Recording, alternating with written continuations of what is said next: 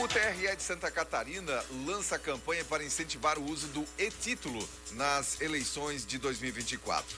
O Tribunal Regional Eleitoral de Santa Catarina deu início à campanha Semana do E-Título, com o objetivo de promover o aplicativo da Justiça Eleitoral e facilitar a vida dos eleitores. A ação vai contar com divulgação em redes sociais, campanhas em locais públicos e parcerias com instituições e veículos de comunicação.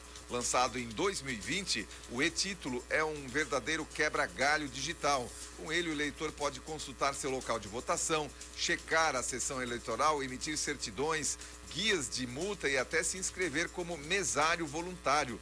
Tudo na palma da mão. Quem já fez o cadastro biométrico pode usar o app que está à venda, não à venda, né? Pode ser baixado aí nas lojas de aplicativos Android e iOS, como documento de identificação no dia da votação, sem necessidade de levar outros papéis. O aplicativo também permite justificar a ausência nas eleições, inclusive no próprio dia da votação. Para isso, basta estar fora da cidade, ativar a localização no smartphone e justificar rapidamente.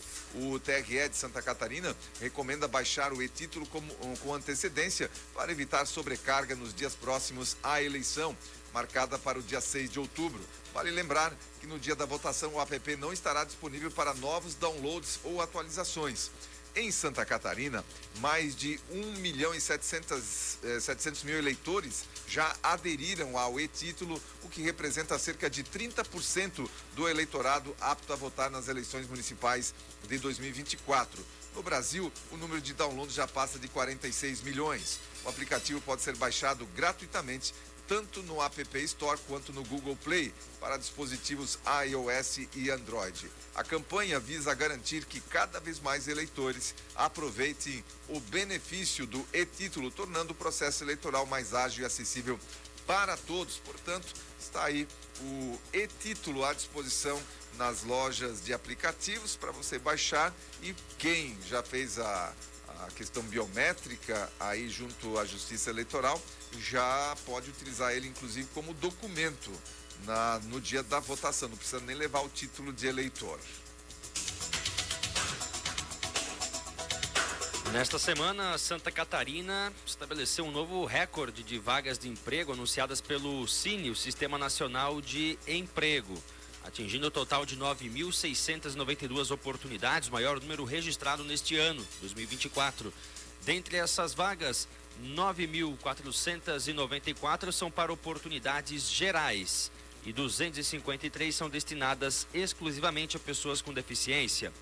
Os interessados em se candidatar devem visitar uma das mais de 140 unidades do Cine em Santa Catarina e apresentar um documento de identidade com foto. As vagas disponíveis são atualizadas diariamente no portal Emprega Brasil e abrangem diversos setores econômicos e níveis de qualificação.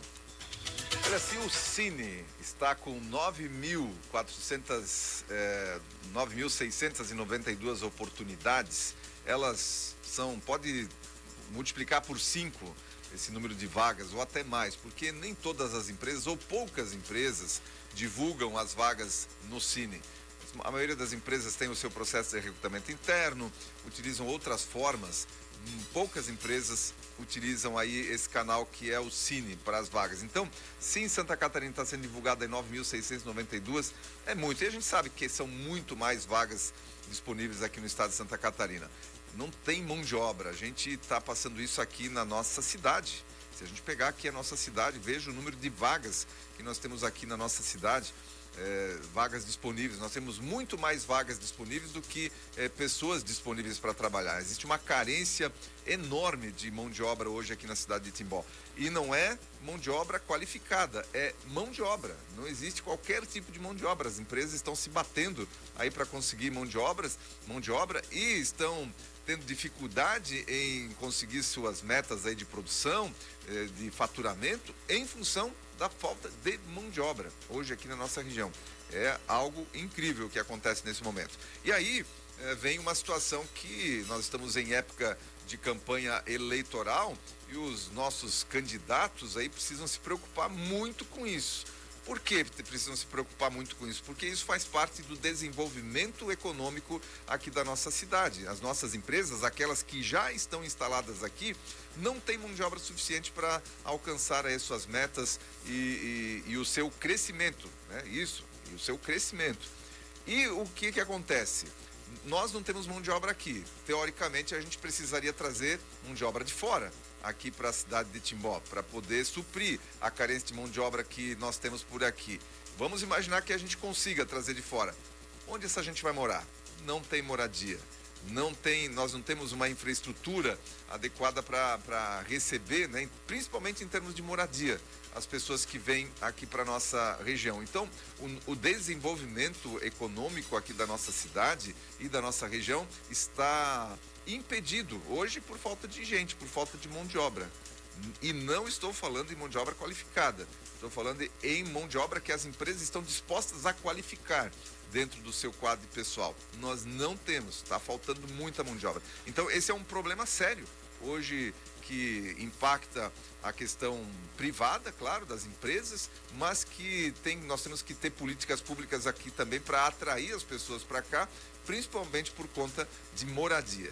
As moradias disponíveis hoje são caras, né? Muito caras, em função da falta e da carência de moradia. Casa para alugar você dificilmente encontra aqui na cidade de Timbó. Tenta achar uma casa para alugar aqui. Você vai, né, até vai achar, mas o valor de aluguel que você vai pagar por uma casa aqui não dá para alguém que começa a trabalhar na produção de uma empresa pagar. Você vai pegar um apartamento, tem apartamento sobrando para alugar? Tem bastante apartamento sobrando para alugar, mas também vai pegar um apartamento aí para alugar hoje, um camarada que vai começar a trabalhar na produção de uma empresa e que vem de fora não vai conseguir pagar o aluguel. Então nós temos um problema sério aqui de mão de obra e que no momento, com as atuais circunstâncias que nós temos e condições que nós temos, não há uma saída de curto e médio prazo para essa situação. Então as empresas estão tendo que rebolar, estão tendo que e vão passar também pela necessidade de investimento em tecnologia para suprir essa mão de obra, essa falta de mão de obra. Então essas 9.692 vagas aqui que o Cine divulga é muito mais que isso, mas pode colocar muito mais que isso.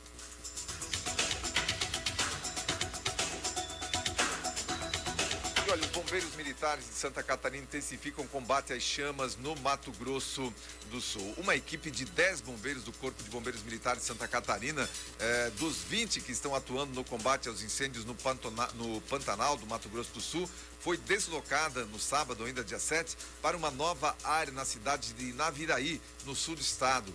A outra metade da equipe continua em Aquidauana, onde as operações de controle de incêndios estão em andamento. Atualmente, os bombeiros catarinenses estão concentrados no Parque Estadual das Várzeas do Rio Ivinhema, uma área de 73.345 hectares localizada na bacia do Rio Paraná. A situação na região é crítica, com vários focos de incêndio ainda ativos. O terreno, que inclui áreas alagadas e vegetação densa e alta, dificulta o acesso e demanda estratégias de combate indireto.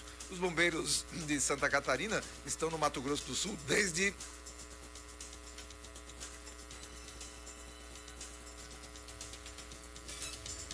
o dia 28 de agosto, estão por lá, quando saíram de Florianópolis para ajudar no combate aos incêndios. Especialistas em combate a incêndios florestais, a equipe do Corpo de Bombeiros de Santa Catarina tem desenvolvido várias estratégias para mitigar os danos causados pelo fogo, ou seja, Santa Catarina também lá com uma equipe ajudando a combater as chamas, o fogo, os focos de incêndio no Mato Grosso do Sul. E a gente continua vendo pouca atuação ou nenhuma atuação do governo federal no sentido de mitigar essa situação. E olha, gente, nós estamos no inverno. O verão está logo chegando aí. Se nós já estamos com essa situação no inverno no Brasil, você imagina no verão, com mais calor ainda. Então, e o que está sendo feito lá para frente para mitigar essas ações, aliás, o efeito desses incêndios para fazer uma ação, por exemplo, integrada aí do Exército, dos corpos de bombeiros da iniciativa privada, enfim, tudo em que a iniciativa privada e o governo puderem atuar conjuntamente deve ser feito. Afinal, muitas áreas estão se perdendo, muito de mata nativa, muito da vegetação, muito também da fauna está se perdendo aí nesses incêndios. E, infelizmente, o que a gente tem visto só do governo federal são justificativas. São incêndios que são causados pela própria natureza. Tem aí incêndios também que são causados deram um foco algum tempo atrás, alguns dias atrás, naqueles incêndios que foram causados por incendiários lá, incêndios criminosos, mas, de fato, uma ação, um planejamento para combater essa situação, a gente não está vendo por parte do governo federal. E aí, eu sempre falo por aqui, cadê a música dos artistas, cadê a pressão dos artistas sobre o governo federal? Não há nenhuma pressão de nenhum lado aí para que o governo tome ações eficazes no combate e na prevenção desse tipo de situação que está afetando o país, porque aqui a gente está sofrendo com a fumaça que chega por aqui. E tem focos de incêndio aqui no nosso estado também, mas eles são mais facilmente controlados.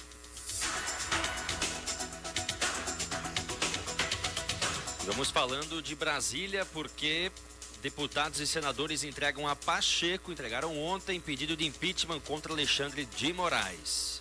Foi apresentado então ontem, na segunda-feira, esse pedido de impeachment contra o atual ministro do STF, Alexandre de Moraes, no Senado por deputados e senadores da oposição, e traz uma série de justificativas acumuladas ao longo de mais de 5 anos, desde a instauração de ofício do inquérito das fake news.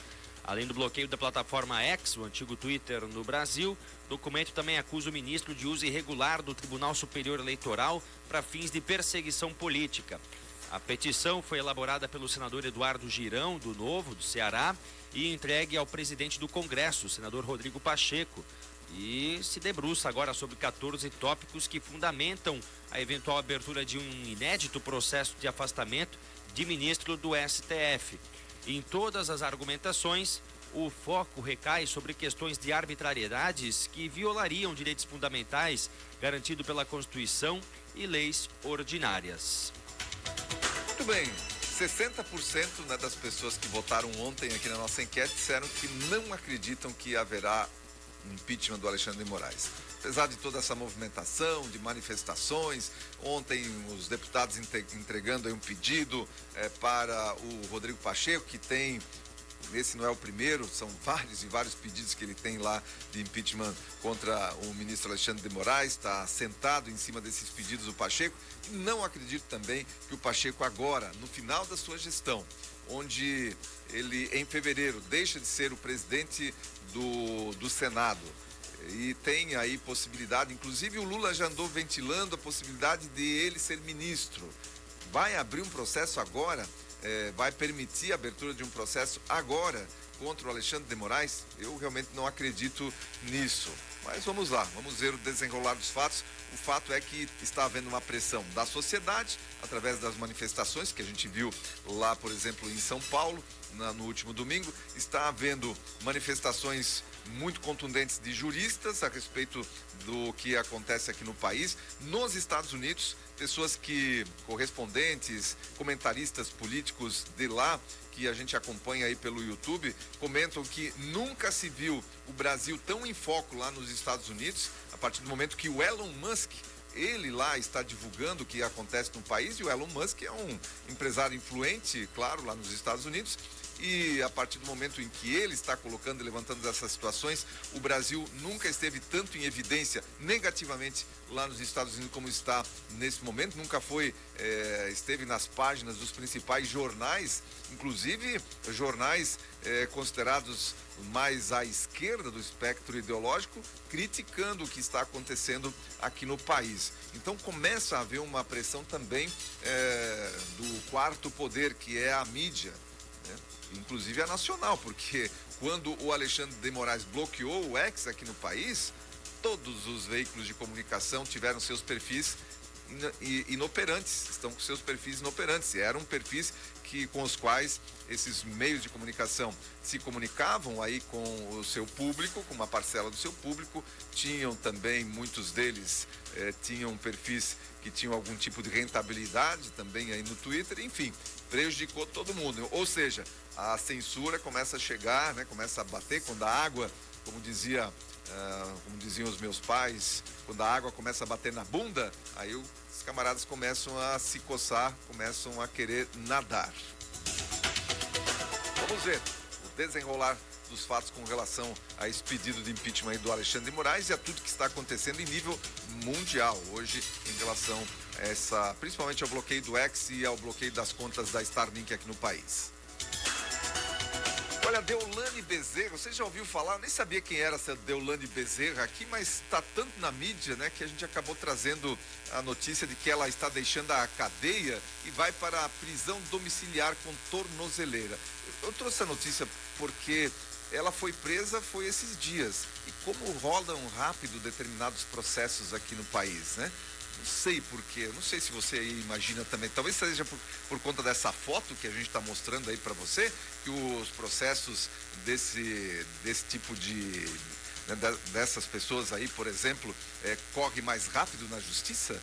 A advogada e influenciadora digital Deolane Bezerra deixou recentemente a colônia penal feminina de Recife, localizada no bairro de Iputinga, na zona oeste da cidade. Sua liberação ocorreu após a instalação de uma tornozeleira eletrônica, uma das medidas cautelares determinadas pela justiça, envolvida em acusada, né? Vamos lá, acusada de ter envolvimento em falcatroas aí, desses jogos. Aí, dessas bets, enfim. E ela conseguiu rapidinho aí sua liberação, sua prisão domiciliar com tornozeleira eletrônica, a Deolane Bezerra. Processos que andam bem rapidinho, né? Como é bom ter dinheiro no Brasil, né? Opa! O deputado estadual Macaé Evaristo, do PT de Minas Gerais, com trajetória na educação pública, será a nova ministra dos Direitos Humanos do governo do presidente Luiz Inácio Lula da Silva, após a demissão de Silvio Almeida, acusado de assédio sexual.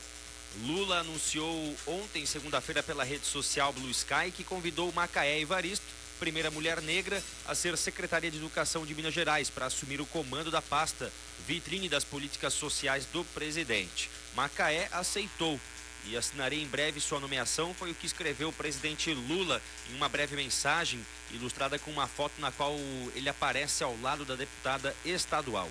O governo Lula enfrenta o escândalo mais grave desde que tomou posse em janeiro de 2023, considerado um dos principais intelectuais do país. Silvio Almeida foi demitido na sexta-feira, dia 6, da chefia do Ministério dos Direitos Humanos, em menos de 24 horas após ser acusado publicamente de assédio sexual.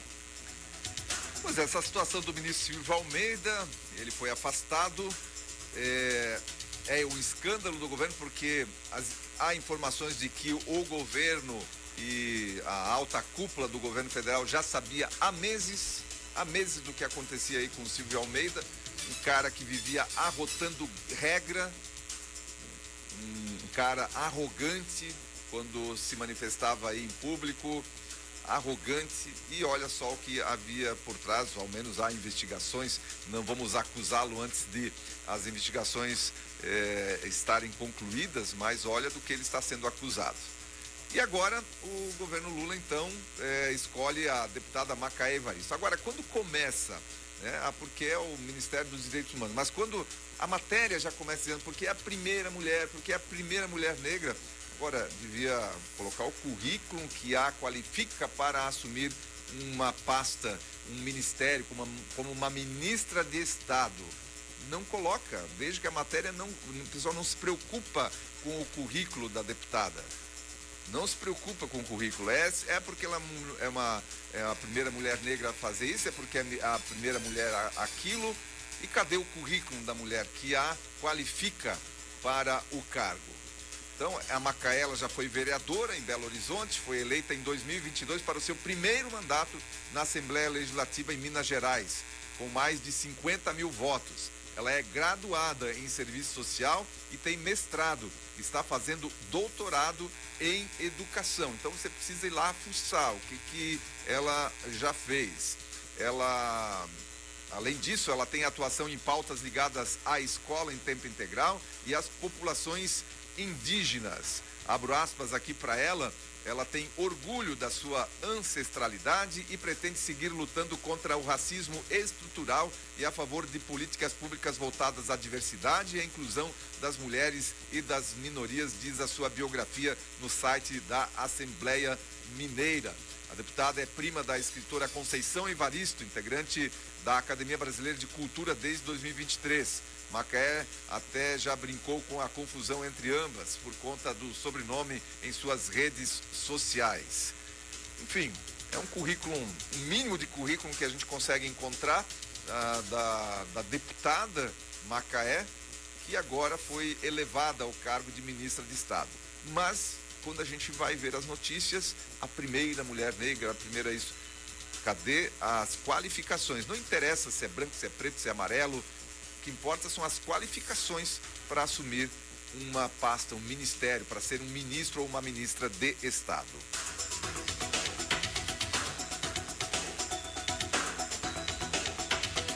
Olha, para fechar aqui o nosso giro de informação, a Voipaz, ou a Voipés, deixa de operar rota de avião que caiu no interior de São Paulo.